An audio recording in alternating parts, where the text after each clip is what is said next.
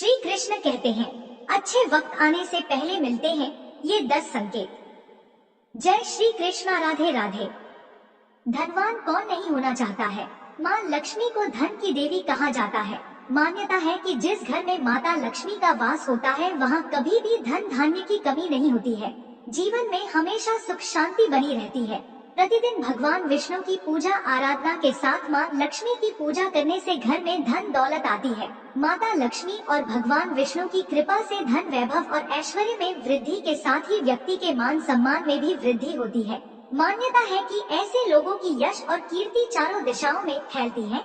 वहीं ज्योतिष शास्त्र में कहा गया है कि जिस व्यक्ति पर माता लक्ष्मी की कृपा बरसने वाली होती है या धन आगमन की संभावना बनती है, उसे पहले से ही कुछ शुभ संकेत दिखाई देना शुरू हो जाते हैं।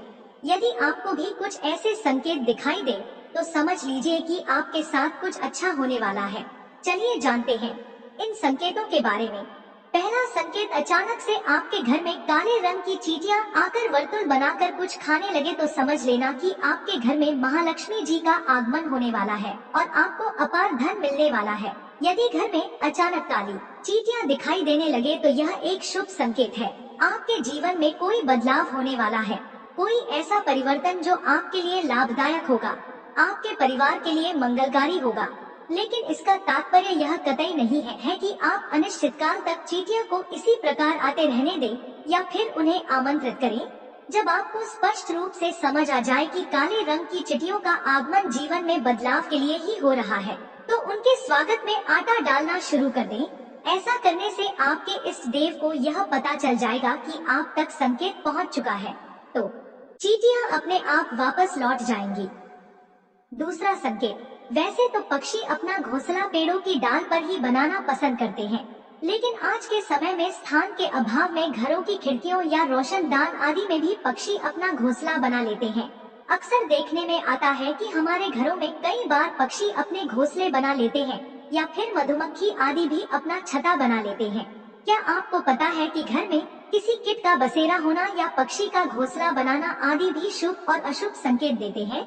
वास्तु शास्त्र में पक्षियों या कीटों के घर में घोंसला बनाने के बारे में भी शुभ अशुभ संकेतों के बारे में बताया गया है। यदि आपके घर में भी किसी कीट या पक्षी ने बसेरा किया है तो जान ले कि क्या वो है आपके लिए शुभ या किसी अशुभता का देता है संकेत।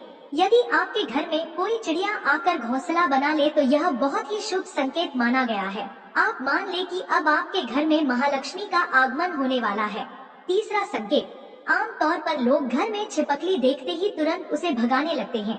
बहुत कम लोग जानते हैं कि घर में छिपकली शुभ माना जाता है। छिपकली को शास्त्रों में देवी लक्ष्मी का रूप माना जाता है, इसलिए छिपकली का घर में दिखना शुभ संकेत मिलता है। खास तौर पर अगर आपको घर के मंदिर में छिपकली नजर आए तो यह और भी सौभाग्य की बात होगी, क्योंकि इससे आपको चमत्कारी फल मिलने वाले होते हैं। मान्यता के अनुसार आमतौर पर देखा गया है कि छिपकली को लोग बहुत अच्छा जंतु नहीं मानते हैं, इसलिए उसे भगाने के उपाय भी ढूंढने लगता है। लेकिन यहाँ आपको बता दें कि अचानक छिपकली का नजर आना बेहद शुभ माना जाता है। यदि छिपकली किचन या घर के मंदिर में नजर आए तो यह और भी शुभ माना जाता है। घर में यदि अचानक 3 छिपकलियाँ एक ही स्थान पर दिखाई दे तो यह बहुत ही शुभ माना जाता है। यह महालक्ष्मी जी के आगमन का संकेत है। यह भी कहते हैं कि यदि छिपकलियाँ एक दूसरे का पीछा करती हुई दिखाई दे तो यह घर की उन्नति का संकेत है। दीपावली के दिन तुलसी के पौधे में छिपकली का दिखाई देना तो अत्यंत ही शुभ माना जाता है। यह अपार धन मिलने का संकेत है। चौथा संकेत, आमतौर पर जब हमारे हाथ या पैरों में खुजली होती है तो हम उसे अनदेखा कर देते हैं, जबकि घर के बुजुर्ग हमेशा कहते हैं कि पैर या हाथ में खुजली होने के पीछे कुछ शुभ व अशुभ संकेत छिपे होते हैं। हालांकि हम इस बात पर इतना ध्यान नहीं देते हैं, लेकिन सामुद्रिक शास्त्र व शकुन शास्त्र में इस विषय को लेकर महत्वपूर्ण जानकारी दी गई है। इन शास्त्रों के मुताबिक हाथ में हो रही खुजली आपको बताती है कि आपके जीवन में धन लाभ होने वाला है या धन की हानि का सामना करना पड़ेगा।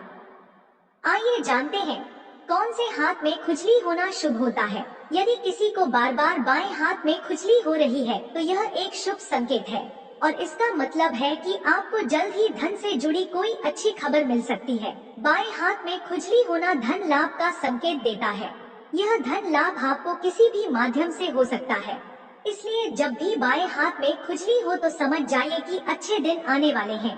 5वां संकेत, यदि सपने में झाड़ू, उल्लू, घड़ा, बंसी, हाथी, नेवला, शंख, छिपकली, तारा, सांप, गुलाब आदि दिखाई दे तो यह भी धन प्राप्ति का संकेत है।